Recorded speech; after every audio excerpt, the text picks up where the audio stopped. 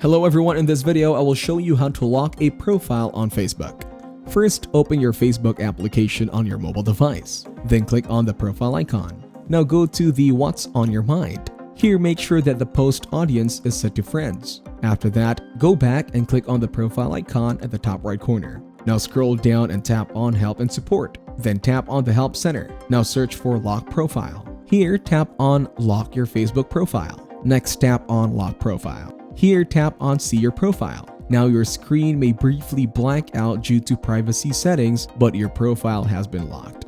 Now to unlock your profile again, go to Help and Support, then navigate to the Help Center. Here, search for Lock Profile. Now tap on Lock Your Facebook Profile.